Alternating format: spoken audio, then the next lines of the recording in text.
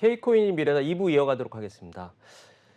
회장님, 아까 1부에서 얘기했던 것 연결돼서 보면 지금 가상자산 아까 예치금도 동일하게 예치를 한다고 했었잖아요. 그렇죠. 그러면 코인 같은 경우는 어떻게 되는 상황인가요? 예, 그 코인 역시 마찬가지로 사업자가 고객의 코인을 받았잖아요. 그렇죠. 그럼 그것을 그 좀 객관적인 기관에다가 강서우면 강서의 명의로 코인까지도. 예치해서 관리할 수 있도록 하고, 두 번째는 뭐냐? 그 예치한 가상자산 자체를 콜드월렛에 인터넷 해킹을 못할 수 있도록, 그리고 또 실질적으로 뭐 비트코인을 뭐 100개를 예치했다 그러면은 실제 100개를 갖고 있어야 된다고 그러는 거죠. 이번에 즉 이제 말씀드리면 회사가 망했다 할지라도 그렇죠. 해킹을 당했어 또. 해킹을 당해도 고스란히 제가 예치했던 그렇죠. 뭐 비트코인이나 그걸 돌려받을 수 있도록 법제가 됐다. 그러니까 돈도 그렇고 코인도 그렇고 다 그렇죠. 하면서 이게 보면 결국에는 해킹이나 전산 이런 사고나 이런 것들에 전반적으로 또 대비도 되는 상황이 될 것 예, 같아요. 그리고 그 아까 잠깐 말씀드렸지만 해킹이나 전산 장애가 발생해서 피해자가 투자자가 피해를 입었을 경우에 대비를 해서 그 가상자산 거래소나 사업자들인 경우는 보험이나 공제 또는 그 준비금을 적립을 해서 그 사고에 대한 보상을 할 수 있도록 아예 제도화시켰습니다. 최근에 또 문제가 됐던 것들이 이제 그 거래 내역 같은 경우가 그렇습니다. 이번에 거래소에서도 없었던 경우도 좀 많지 않습니까? 국민의힘 그 진상조사단이 지금 거래소를 다니잖아요. 네네네. 근데 문제는 거래소가 관련 거래 기록을 일정 기간 이상 갖고 있어야 된단 말이죠. 그래서 거래소인 경우는 그 매매 거래 기록을 생성을 하고, 두 번째는 그것도 15년 정도는 보관을 할 수 있도록 법제화를 시켜서 어떤 문제가 생겼을 때 사법당국이든 아니면 개인이든 그 자료를 보고 어떤 사법적 대응이나 할 수 있도록 거래소인 경우는 거래 내용을 생성을 하고 15년 이상 보존하도록 법제화시켰습니다. 맞습니다. 그래야 이게 어떤 문제가 생기거나 뭐 이번 그 김남국 코인 사건처럼 이렇게 사태가 있을 때 검찰도 그 자료를 달라고 요청도 할 수 있는 거고요. 그렇죠. 그렇게 해야 되는 것 같은데 지금까지 참 없었다는 게 좀 이상한 것 같고, 만약에 이렇게 했는데도 불구하고 투자자 보호를 위해서 이렇게 뭔가 거래소나 아니면 뭐 또 재단 등이 잘 못했을 때는 어떻게 뭐 예, 이 경우에는 아까 지금까지 말씀드렸던 이용자 보호 관련된 경우는 이 법원에 의한 벌금과 같은 그 사법적 조치는 아니고 그 금융위원회가 정하는 과태료를 부과를 하도록 규정되어 있기 때문에, 그러면 당연히 그 거래소나 이런 사업체 재단이나 이런 것 같은 경우도 금전적 손실을 보지 않도록 행정적 조치를 잘할 것으로 봅니다. 근데 이제 이게 과태료가 조금 약할 상황이 되면 이게 참 있으나 마나는 그 부분인 경우에는 걱정하지 않아도 그 자본시장법에 관련된 사례들이 많기 때문에 예, 그리고 여기는 이번에 나왔던 그 투자자 보호라든지 이런 부분들인 경우는 자본시장법과 같이 주식형 규제를 도입하고 있어서 큰 고민을 하지 않아도 될 것 같습니다.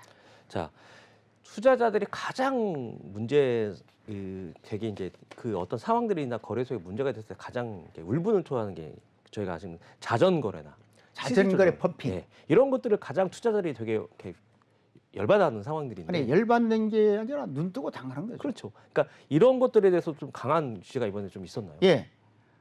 이번에 그 테라루나 관련해서 그 국내의 그 신현성 공동 발행자 등 8명이 지금 지난달에 법원에 기소가 돼서 금명간 재판에 들어가죠. 여기 보면 빗썸 코인은 고팍스에서 자그마치 테라루나를 8천억대 지금 외양으로 들어간, 국내 거래소에서 외양으로 들어간 것만 해도 자전거래를 했다는 말이죠. 그럼 자전거래를 통해서 어떻습니까? 테라루나 가치를 상승시켜서 잘 팔리는 큰처럼 보이려고 했겠죠. 톡인 것처럼 보인 거죠. 네. 그러다 보니까 투자자들 따라서 샀을 그런데 왜 그랬을까요? 테라루나 법랩스에 관계된 사람들이 이거 우리가 아무리 이렇게 장난쳐도 법을 어떻게 할 수 없어. 위법이 아니다라고 그러는 거죠. 그렇죠. 또 처벌을 받지 않는다. 그래서 이번 같은 경우에는 주식과 똑같이 미공개 중요 정보를 이용을 했거나 자전거래, 거짓거래, 서로 짜고 치는 통정 매매와 같은 시세 조종 행위를 금지를 하도록 하고 있고요. 심지어는 그동안 이제 그 테라루나라든지 어떤 코인에 문제가 발생했을 때 어떻습니까? 거래소들이 임의적으로 그렇죠. 입금 출금을 막았죠. 중단해 버렸잖아요. 그러니까 이것도 보면은 거래소마다 원칙들이 좀 달랐던 것 같아요. 그렇죠. 루나테라 사태 때 업비트는 이런 정책을 썼고 그렇습니다. 빗썸은 또 다른 정책을 네. 써서 당시에도 굉장히 논란이 좀 그럼 많았던 것 같아요. 결과적으로 그 투자자들인 경우는 거래소의 일방적인 그 입출금 중단으로 인해서 자동적으로 손해를 볼 수밖에 없었다. 하지만 이번 같은 경우에 이번 그 1단계 법안에 보면 거래소 같은 경우에 임의적 입출금을 할 수 없도록 규정을 하고 있고, 정해야 된다면 사전에 그 법령에 따른 특정한 조건인 경우만 입출금 차단을 할 수가 있고, 그 경우도 사전에 통지를 하고, 그리고 또 금융당국에도 보고를 하고, 그래도 투자자들이 손해를 입었다면 거래소가 손해배상을 할 책임을 규정을 하고 있다. 그렇습니다. 그러니까 어제 코인원 그 전 직원이 그 뒷돈상장으로 이제 혐의를 인정했었지 않습니까? 그렇죠. 근데 거기 내용에 보면 시세 조정을 할 것을 알면서도 뭐 상장을 시켜줬다라는 얘기가 있던데, 그러면 거래소가 이렇게 불공정 거래를 하는 그 감시를 하는 의무가 있어야 되는 거잖아요. 근데 지금까지는 어떻게 되는 거였어요? 어저께 저도 그걸 보고 상당히 분노를 했지만 분노 회복에 방안이 없습니다. 왜? 그러니까요. 그럼 코인원에 관련된 임직원들이 아까도 잠깐 말씀드렸지만은 주식과 같이 자전거래라든지 시세 조종 행위를 했을 때는 강력한 처벌이 오는데 법이 없기 때문에 처벌이 없어요. 쉽게 말씀드리면은 위법한 사항이 아니단 말이죠. 그렇죠. 비상식적일 뿐이지. 따라서 어떤 처벌이 없기 때문에 투자자들인 경우는 알고도 눈 뜨고도 당할 수밖에 없었다고 하는 거죠. 그래서 이번 같은 경우는 그 거래소인 경우에는 아까 말씀드렸던 자전거래나 시세 조정과 같은 불공정 거래를 감시하는 법적 의무를 부여를 했죠. 그리고 또 이 부분 같은 경우도 그 거래소가 제대로 이상거래 감시를 못했을 때는 행정벌이 가해지도록 법에 처벌 규정을 두고 있습니다. 그러니까 이번 사태 같은 경우도 이제 투자자들도 집단으로 이렇게 저희 보면 자본시장에서는 이렇게 소송을 걸지 않습니까? 그렇죠. 당연히 이번 내용에도 좀 충분히 포함되어 있을 것 같은데요. 예, 아까도 자꾸 뭐 똑같은 말을 해서 그렇지만은 지금까지는 가상자산법이었기 때문에 예. 법적으로 어떤 특정 코인에 대한 재단이나 거래소에 투자를 받던 분들이 법적으로 집단 소송자로서 인정을 못 받았죠. 그렇죠. 그래서 이번에 어저께 통과된 그 가상자산법에 보면 불공정 거래 피해자인 경우는 집단 소송을 할 수 있도록 법적 근거를 만들었고, 그것은 모든 것은 증권 관련 집단 소송법을 준용을 해서 그 절차에 따라서 해당 사업자하고 협의를 하고 안 되면 또다시 그 법원에 민사소송 같은 걸 제소를 해가지고 피해 보상을 받을 수 있도록 그 제13조에 규정하고 있습니다.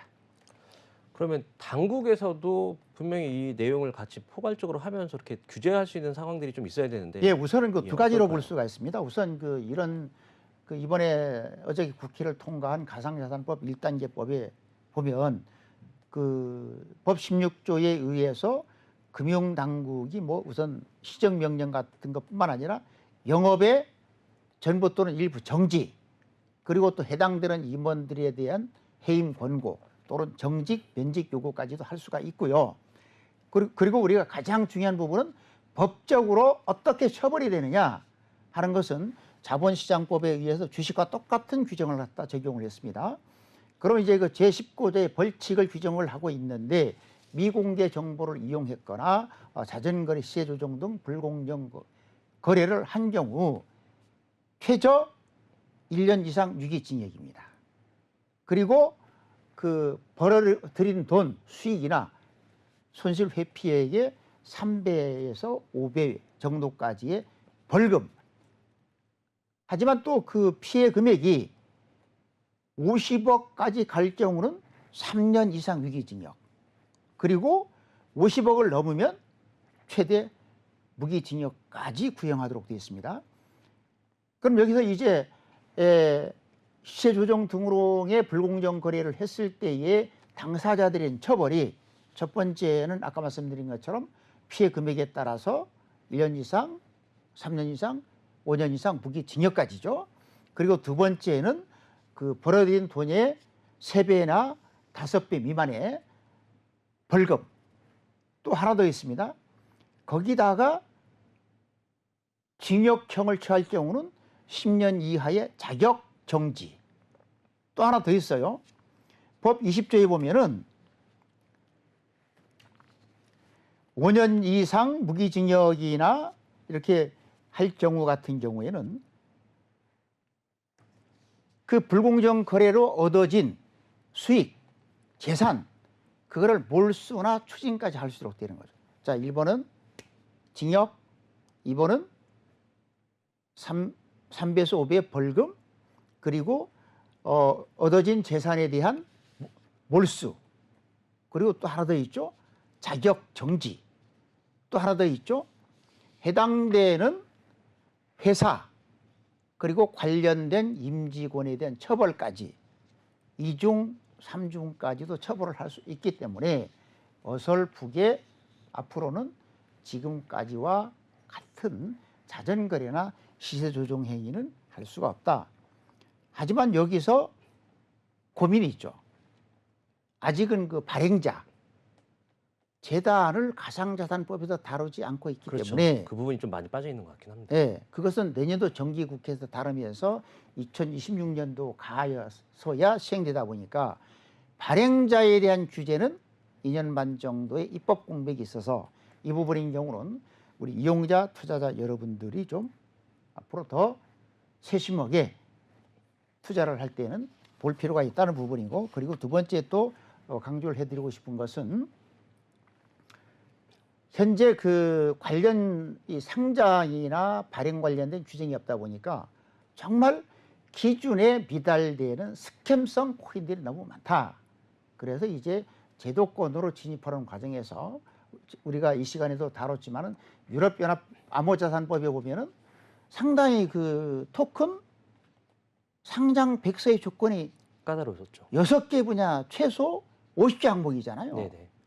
그럼 그 조건을 충족할 수 있는 토큰들이 전 세계 2만 개 중 별로 몇 개 안 된다. 그럼 이제 비제도권에서 제도권으로 진입하는 과정에서 상당수 대부분의 토큰들이 사라질 것이기 때문에 그 투자자 여러분들은 이 부분을 상당히 유념할 필요가 있다는 말씀을 좀 드립니다.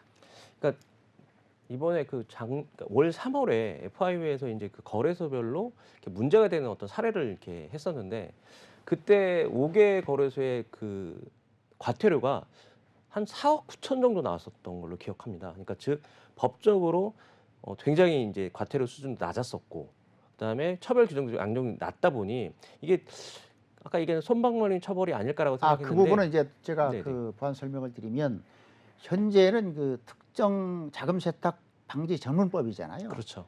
거기다가 기형적으로 가상자산 개념, 사업자 개념, 거래소 신고 수리만 들어있거든요. 그렇게 하다 보니까 지금까지는 그 거래소에 대한 처벌이 상당히 약했죠. 아니 없었다고 봐야 됩니다. 거의 그렇죠. 예. 하지만 내년 6월 달부터는 우선 사업자, 그렇죠. 발행자를 제외하고 사업자에 대해서는 이런 그 강한 규정들이 있기 때문에 이제는 그 거래소나 이런 것도 상당히 그 본인들이, 안 그러면 회사가 망할 수 있잖아요. 그렇기 때문에 아까 말씀드린 것처럼 징역, 벌금, 거기다가 뭐죠? 얻어진 그 재산에 대한 몰수. 그렇죠. 그다음에 또다시 과태료. 자격 정지. 네. 거기다 또다시 해당 회사와 임원에 대한 어떤 임원 뭐 해임이라든지 5가지 벌칙이 가해지잖아요. 그렇기 때문에 이제 거래소 문제나 이 부분은 상당히 정화가 될 것이다. 다만 아까 또 말씀드리는 것은 아직 어저께 통과된 가상자산 보호 1단계 법안에는 발행, 재단에 대한 규정은 없어서 그것은 내년도 정기국회에 다루기 때문에 이 여러분들이 토크를 투자할 때에 정말 재단과 그 백서와 사업 계획을 꼼꼼히 뒤져보고 점검해서 투자를 해야 된다 하는 부분을 거듭 강조를 합니다.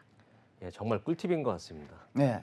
근데 이게 지금 보니까 그 자본시장법으로 하다 보니까 굉장히 이제 규제들이 굉장히 세지는 상황이잖아요. 그러면 이번에 이제 뭐 아까 말씀하셨던 뭐 루나테라 같은 상황으로 좀 보자면 이게 어떤 식으로 좀 될 것 같이 좀 판단되세요? 근데 여기서 우리가 짚고 넘어갈 부분이 있죠. 이 법이 네. 어저께 국회 통과를 해서 예. 정부에 넘어가서 공포를 하고 나서 1년이거든요. 그렇죠. 그러면 내년도 빨라야 6월 6월. 중순 넘어서 이 법이 시행됩니다. 그렇죠.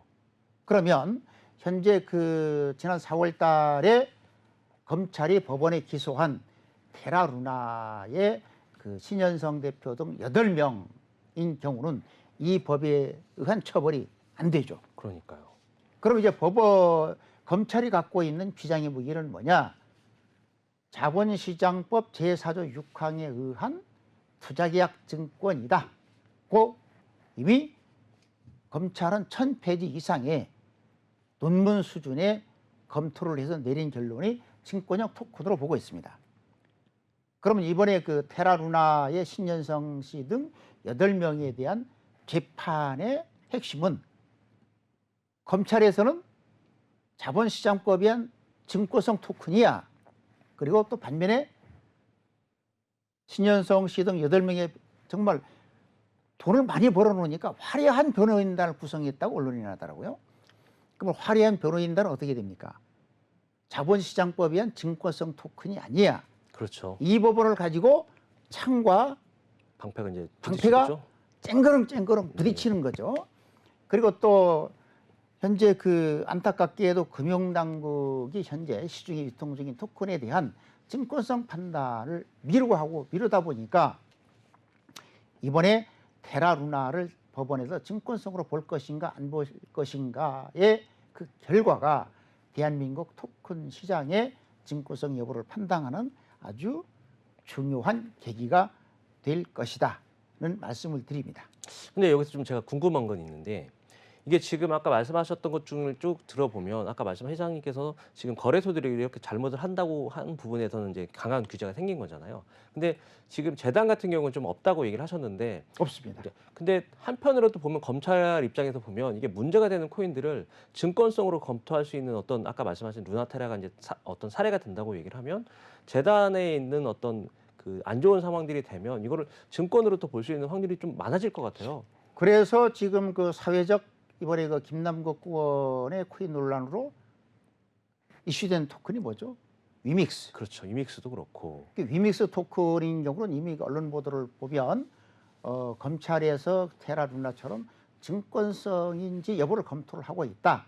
근데 그 관련 그 법조계는 의견이 갈립니다. 그렇죠. 증권성이다 아니다. 아니다. 그러나 제가 봤을 때는 증권성일 가능성이 높을 것으로 보고, 그럼 이제 만약의 경우에 이번 그 검찰에서 위믹스 토큰을 증권성으로 본다고 하면 자본시장법에 의한 시세조정이라든지 이런 부분들이 전부 다 처벌을 받잖아요. 그렇죠.